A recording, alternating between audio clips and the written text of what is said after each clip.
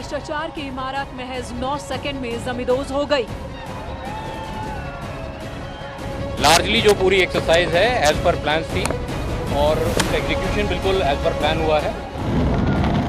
नोएडा का twin tower मिट्टी में मिल गया।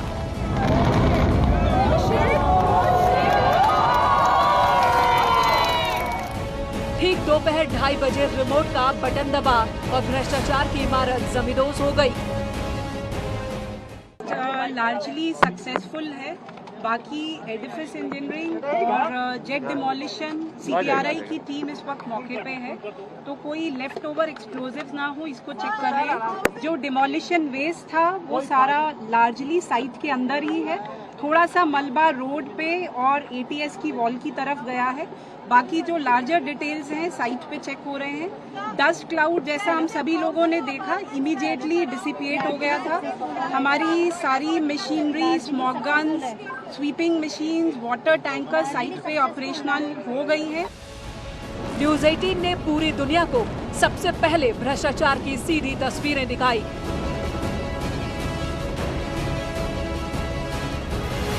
नोएडा में ट्विन टावर के 900 फ्लैट जमींदोज हो गए। ट्विन टावर के गिरने के बाद हर तरफ धूल का गुबार फैल गया। संदेश साफ, जहां गलत होगा कार्रवाई होगी।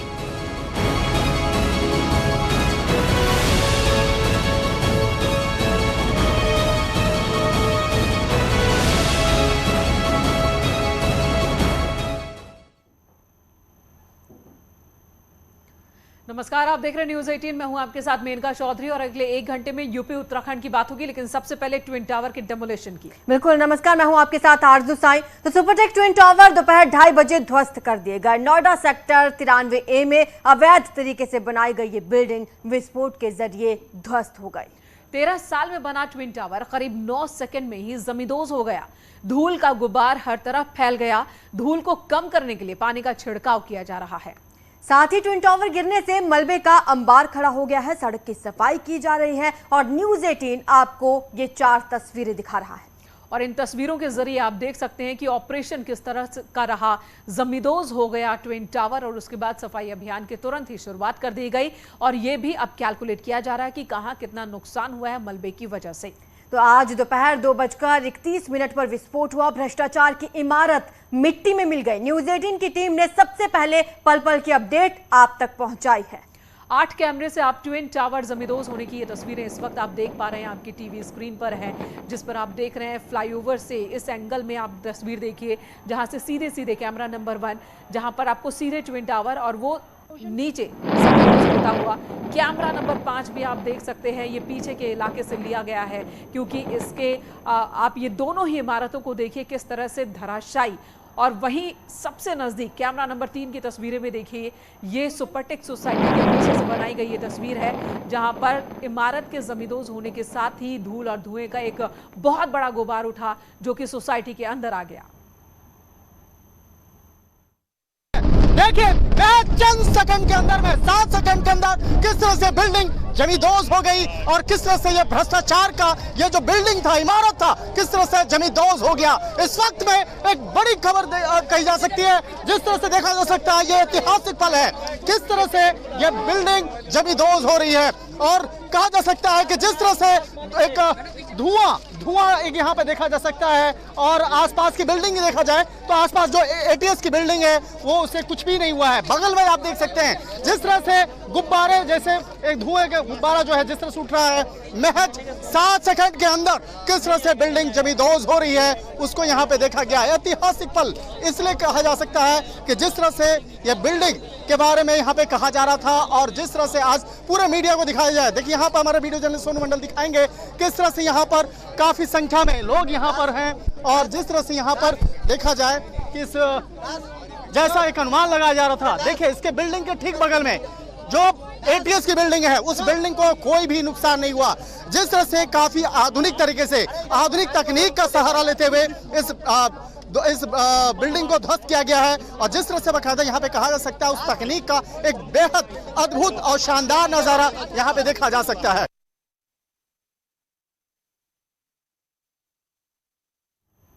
तो भ्रष्टाचार की इमारत ट्विन टावर जमींदोज हो गई। ट्विन टावर को सफलतापूर्वक गिराना एक बहुत बड़ी जिम्मेदारी थी। और ट्विन टावर गिरने के बाद नोएडा प्राधिकरण की सीईओ रितु माहेश्वरी और नोएडा के पुलिस कमिश्नर आलोक सिंह का क्या कहना है, ये भी आपको सुनवाते हैं। लार्जली सक्सेसफुल है। बाकी एडिफिस इंजीनियरिंग और जेट डिमोलिशन सीटीआरआई की टीम इस वक्त मौके पे है, तो कोई लेफ्ट ओवर एक्सप्लोजिव्स ना हो इसको चेक कर रहे हैं। जो डिमोलिशन वेस्ट था वो सारा लार्जली साइट के अंदर ही है। थोड़ा सा मलबा रोड पे और एटीएस की वॉल की तरफ गया है। बाकी जो लार्जर डिटेल्स हैं साइट पे चेक हो रहे हैं। डस्ट क्लाउड जैसा हम सभी लोगों ने देखा इमीडिएटली डिसिपिएट हो गया था। हमारी सारी machinery, smog guns, sweeping machines, water tanker site पे ऑपरेशनल हो गई हैं। बात की स्थिति है, सब कुछ अंडर कंट्रोल है। देखिए, लार्जली जो पूरी एक्सरसाइज है एज पर प्लान्स थी और उसका एग्जीक्यूशन बिल्कुल एज पर प्लान हुआ है। बाकी अभी एक्सपर्ट टीम्स जो है वो मौके पे हैं, वो असेसमेंट कर रहे हैं। हम लोग भी अब उधर ही जा रहे हैं। उनका असेसमेंट के बाद जो है आपको फिर अपडेट देंगे। क्या डेब्रिस सर अंदर तक घुसी है क्या? और चलिए अब आपको ट्विन टावर गिराने की पूरी कहानी ब्लास्टमैन की जुबानी सुनाते हैं।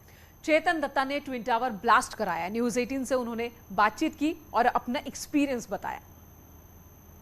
तो आज कह सकते हैं भ्रष्टाचार की जो ट्विन टावर है उसे ध्वस्त कर दिया गया है और जिसने इस बटन को दबाया, चेतन दत्ता जी हमारे साथ है। चेतन जी, सबसे पहले आपको बहुत बहुत बधाई। Thank you ma'am, thank you very much. और आपकी पूरी टीम को बहुत बहुत बधाई। Madam, we deserve it.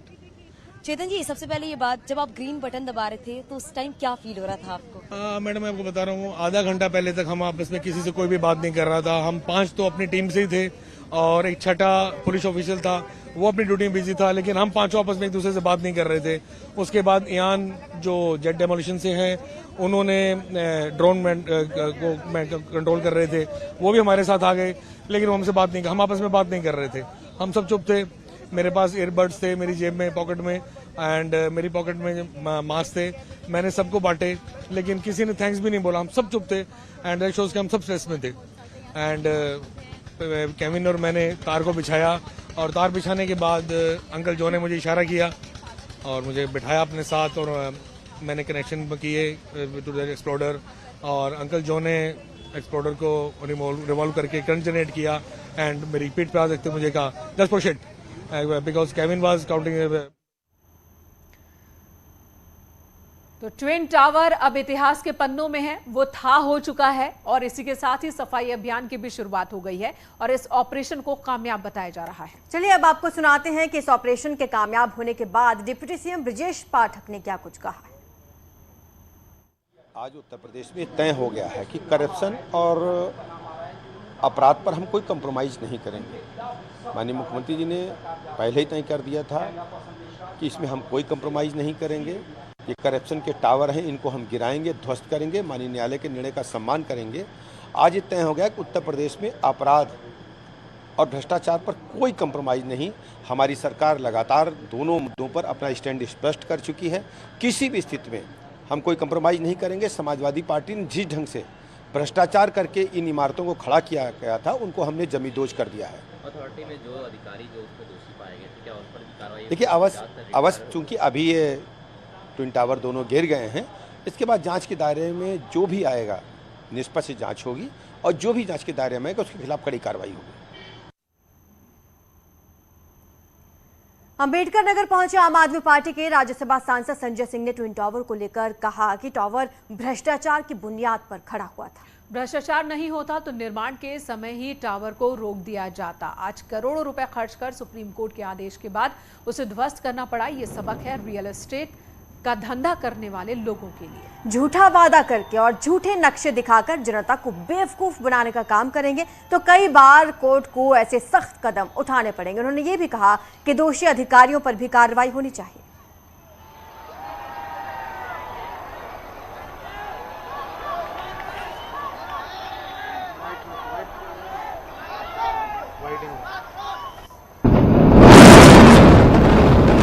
वो टावर खड़ा ही हो पाया भ्रष्टाचार की बुनियाद पे। अगर भ्रष्टाचार नहीं होता तो टावर को निर्माण के समय में ही रोक दिया जाता। लेकिन आज करोड़ों रुपए खर्च करके माननीय सर्वोच्च न्यायालय के आदेश के बाद उसको ध्वस्त करना पड़ा। ये सबक है उन सभी रियल एस्टेट का धंधा करने वाले लोगों को कि आप झूठे वादे करके, झूठा नक्शा दिखा के जनता को बेवकूफ बनाने का काम करेंगे तो कई बार न्यायालय को ऐसे सख्त कदम उठाने पड़ते हैं। तो अब डिमांड हो रही है कि इमारत तो ढह गई, अब उन लोगों के खिलाफ भी कार्रवाई हो जिनकी वजह से ये इमारत खड़ी हुई। इधर मुख्यमंत्री योगी आदित्यनाथ ने गोरखनाथ विश्वविद्यालय में संबोधित किया, छात्रों को से संवाद भी किया और कहा कि सरकार ने नशे के खिलाफ कार्य योजना बनाकर निर्णायक लड़ाई शुरू की है। उन्होंने कहा सभी युवा सरकार के इस अभियान का हिस्सा बनकर प्रदेश को नशा मुक्त करने में अपना योगदान दें। साथ ही सीएम योगी ने यह भी कहा कि प्रदेश में शिक्षा नीति को बढ़ावा देने और युवाओं को सक्षम बनाने के लिए युवाओं को स्मार्टफोन और टैबलेट दिए जा रहे हैं। तो सीएम योगी आदित्यनाथ गोरखपुर में थे, जहां पर वो गोरखनाथ विश्वविद्यालय के पहले दीक्षांत समारोह में शामिल होने पहुंचे थे। उन्होंने कहा कि अगले 5 साल में प्रदेश सरकार 2 करोड़ युवाओं को स्मार्टफोन और टैबलेट देगी। देश के अंदर कुछ कार्यक्रम प्रारंभ किए हैं। यूपी के युवाओं को अपनी कंपटीशन की तैयारी के लिए कहीं बाहर न जाना पड़े, अभ्युदय कोचिंग के माध्यम से हम लोगों ने प्रदेश के अंदर फिजिकली भी और वर्चुअली भी कोचिंग की व्यवस्था प्रारंभ की है। जो जिन छात्रों का अभ्युदय कोचिंग के साथ सिलेक्शन हो रहा है उनको टैबलेट उपलब्ध करवाने की कार्रवाई भी हो रही है। लेकिन साथ साथ प्रदेश के अंदर स्नातक प्रास्नातक हर युवा को राज्य सरकार टैबलेट और स्मार्टफोन उपलब्ध करवा सके, इसके लिए हम लोगों ने एक बड़े कार्यक्रम को सामने रखा है। रायबरेली में केंद्रीय मंत्री स्मृति ईरानी ग्रीवेंस कमेटी की दूसरी बैठक में जिले को 2 बड़ी सौगातें देने की स्वीकृति उन्होंने दी है। बैठक में आए 2 प्रस्तावों में से एक सैलॉन स्थित समस्तपुर पक्षी विहार का नाम पासी समाज के किसी महापुरुष के नाम करना है और दूसरा कुम्हारों के अड्डे से लेकर किला बाजार तक जर्जर हो चुकी सड़क का बनवाया जाना है। इन दोनों महत्वपूर्ण प्रस्तावों पर स्मृति ईरानी ने मुहर लगाई। माननीय मंत्री जी उद्यान कृषि और अगली खबर बस्ती से, जहां पर हॉरर किलिंग का मामला सामने आया है। यहां पर प्रेमी युगल को आपत्तिजनक स्थिति में पाए जाने के बाद परिजनों ने दोनों को मौत के घाट उतार दिया। लड़की के शव को जमीन में गाड़ दिया, वहीं युवक के शव को गन्ने के खेत में फेंक दिया। लोगों ने जब शव को देखा तो पुलिस को इस बात की सूचना दी। अंकित नामक युवक गांव में ही इरशाद का ट्रैक्टर चलाता था और उसका इरशाद के घर काफी आना जाना भी था। पुलिस ने जब मामले की तफ्तीश की तो पता चला कि इरशाद की बेटी की भी मौत हुई है। पुलिस दोनों शवों का पोस्टमार्टम कराने की तैयारी में। समय लगभग 6 बजे प्रभारी निरीक्षक रुधौली को यह सूचना प्राप्त हुई कि ग्राम पड़रिया चेत सिंह में एक व्यक्ति का शव गन्ने के खेत में पड़ा हुआ है।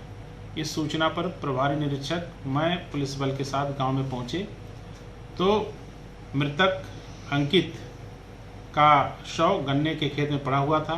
तहरीर के आधार पर की जा रही है। मौके पर पुलिस बल तैनात कर दिया गया है। पुलिस उप महानिरीक्षक महोदय द्वारा भी घटनास्थल का निरीक्षण किया गया है। इटावा में खनन माफिया ने अवैध खनन रोकने गई टीम पर हमला कर दिया और आरोप के मुताबिक खनन कार और मोटरसाइकिल से आए लोगों ने खनन सहायक और 3 कर्मचारियों के साथ मारपीट की। मोबाइल फोन भी लूट ले गए। एक दिल के संतोषपुर घाट इलाके में वारदात हुई है। कार और बाइक से आए 20 से 22 लोगों ने करीब आधे घंटे तक इन्हें रोके रखा। डर के कारण एक कर्मचारी नदी में कूद गया और आरोप है कि सूचना दिए जाने के बावजूद पुलिस ने कोई कार्रवाई नहीं की। बाद में खनन सहायक की ओर से एक दिल थाने में तहरीर दी गई, तब पुलिस हरकत में आई और घायलों को मेडिकल के लिए भेजा। और यहाँ रुकेंगे एक छोटे से ब्रेक के लिए, जल्द हाजिर होंगे।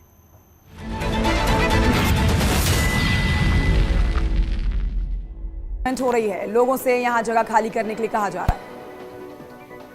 ट्विन टावर के ठीक सामने पहुंचा नोएडा पुलिस का आधुनिक कंट्रोल रूम बस। आधुनिक कंट्रोल रूम बस के पायलट से बातचीत, इसी कंट्रोल रूम से देंगे अन्य अधिकारियों को उचित निर्देश। ट्विन टावर के पास से फेलिक्स जेपी और यथार्थ वेलनेस अस्पताल तक ग्रीन कॉरिडोर बनाया गया। ट्विन टावर ब्लास्ट के बाद प्रभावित क्षेत्र की सड़कों और आसपास की सोसाइटीज में लगभग 100 water tanker, 15 anti smoking gun, 6 mechanical sweeping machine, लगभग 200 सफाई कर्मियों और लगभग 20 हेक्टेयर ट्रॉली तैनात रखे गए हैं। ट्विन टावर में वायरिंग का काम पूरा हो चुका है। डेमोलिशन से पहले इसे फाइनल ट्रिगर बॉक्स से कनेक्ट किया जाएगा। दोपहर 2 बजे काउंटडाउन शुरू होगा। 2:30 बजे एक रिमोट बटन दबाते ही ब्लास्ट होगा। ट्विन टावर को गिराने को लेकर बड़ा लोगों के अंदर क्रेज देखा जा रहा है। अचानक से ट्विन टावर डिमांड में आ गया है। ट्विन टावर सेल्फी पॉइंट बन चुका है। सुपर संडे को सुपरटेक ट्विन टावर गिराए जाने के दीदार की तैयारी पूरी कर ली गई है। बालकनी बन गई है, वीआईपी गैलरी। 70 करोड़ की लागत से बने ट्विन टावर को ध्वस्त करने की तैयारियां पूरी।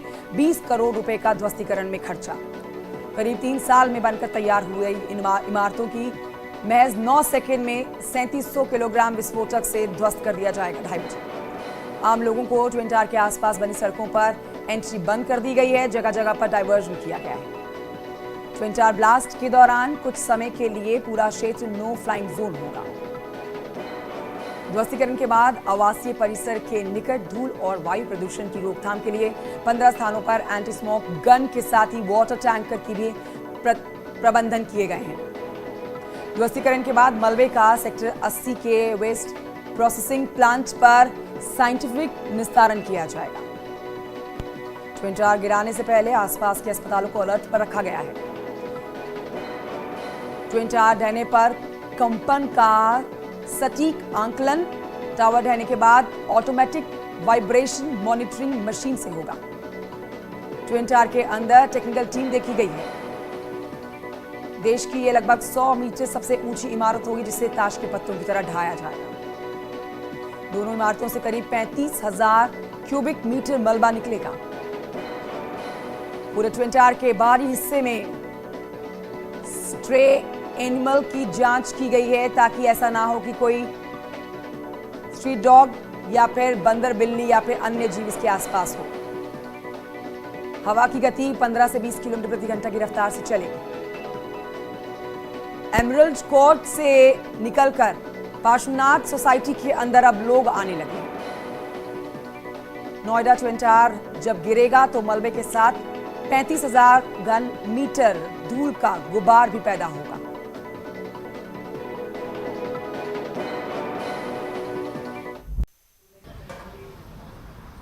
आज ध्वस्त हो जाएगा भ्रष्टाचार का ये ट्विन टावर। दोपहर 2:30 बजे एक साथ पूरी बिल्डिंग में होगा विस्फोट। नोएडा में ट्विन टावर ब्लास्ट की तैयारी पूरी कर ली गई है। एम्बुलेंस, फायर टेंडर और पुलिसकर्मी रहेंगे तैनात। ट्विन टावर के पास इवैक्यूएशन का सायरन बज रहा है। यहां नोएडा पुलिस की तरफ Headlines presented by Shri Dev Bhumi Institute of Education Science and Technology, Dehradun.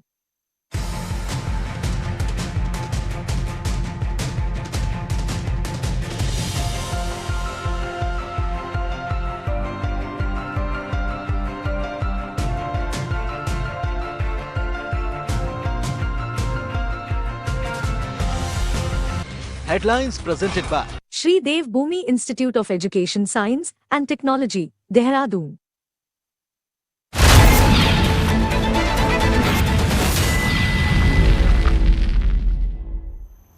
और इस वक्त खबर रामपुर से है। 27 अगस्त को अब्दुल्ला आजम ने जिला प्रशासन से धरने की इजाजत मांगी थी, लेकिन प्रशासन ने वो इजाजत नहीं दी। इसे लेकर नाराज अब्दुल्ला आजम रामपुर में गांधी समाधि पहुंचे। धारा 144 का हवाला देकर प्रशासन ने हालांकि परमिशन नहीं दी।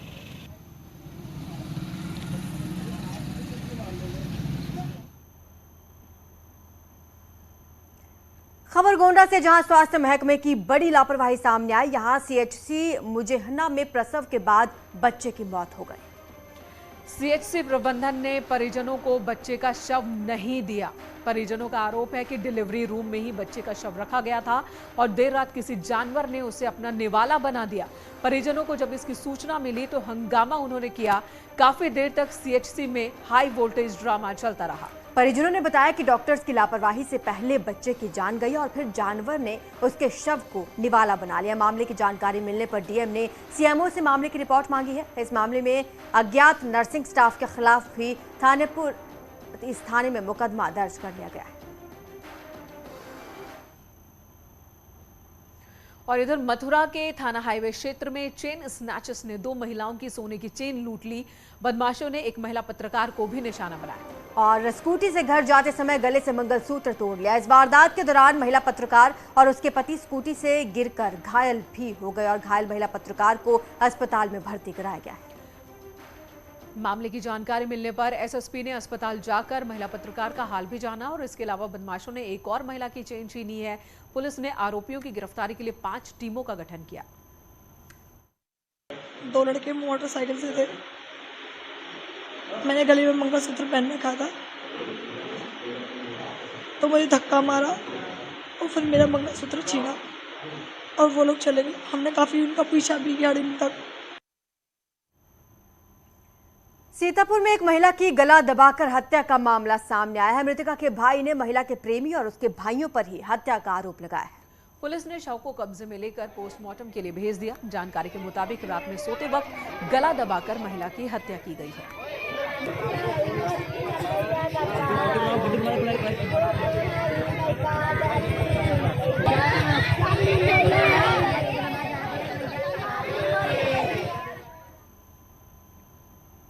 उधर कासगंज में दबंगों ने एक महिला और उसके परिजनों के साथ जमकर मारपीट की। आरोपों के मुताबिक दबंगों ने महिला और उसके परिजनों को बीच सड़क पर लाठी डंडों से पीटा। जमीन विवाद को लेकर ये मारपीट हुई है। इस मारपीट में महिला समेत 3 लोग गंभीर रूप से घायल हो गए हैं। मारपीट के बाद आरोपी फरार हो गए और घटना की सूचना पर पहुंची पुलिस ने सभी घायलों को जिला अस्पताल में भर्ती कराया। घायलों की हालत गंभीर भी बताई जा रही, जिसे देखते हुए डॉक्टर्स ने तीनों को अलीगढ़ रेफर कर दिया। आरोपी पिता और बेटे किसान यूनियन के नेता बताए जा रहे हैं। वीडियो में भी आप देख सकते हैं कि किस कदर हैवानियत इनके ऊपर सवार है और ये बुजुर्ग की लाठी डंडों से पिटाई किए जा रहे हैं। बुजुर्ग जमीन पर गिर जाते हैं और उसके बाद भी पिटाई का सिलसिला इनका जारी रहता है। 3 लोग गंभीर रूप से जख्मी हुए जिन्हें अस्पताल ले जाया गया। उधर शाहजहांपुर में एक कार्यक्रम में जमकर हंगामा हुआ और उसके बाद मारपीट शुरू हो गई। इस दौरान महिलाओं और पुरुषों ने जमकर लाठी डंडे चलाए हैं। कुर्सियां भी फेंकी। किसने इस हंगामे का वीडियो बनाया है, किसी ने, जिसका वीडियो अब सोशल मीडिया पर वायरल हो रहा है। वीडियो निगोही थाना का बताया जा रहा है। हालांकि न्यूज़ 18 इस वीडियो की पुष्टि नहीं करता, लेकिन भीड़ को आप देख पा रहे हैं। शाहजहांपुर की ये तस्वीर बताई जा रही है।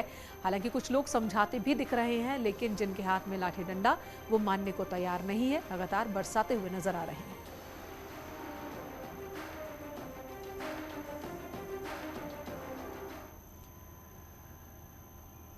उधर बांदा में 2 दिन पहले पुलिस चौकी के अंदर ही मारपीट के मामले में पुलिस ने 4 लोगों को गिरफ्तार किया है। आरोपों के मुताबिक शराब के नशे में धुत लोगों ने शहर कोतवाली के मर्दन नाका चौकी में मारपीट की थी। मारपीट और गाली गलौज का वीडियो सोशल मीडिया पर वायरल हो रहा है। वायरल वीडियो के आधार पर पुलिस ने 4 लोगों को गिरफ्तार कर लिया है।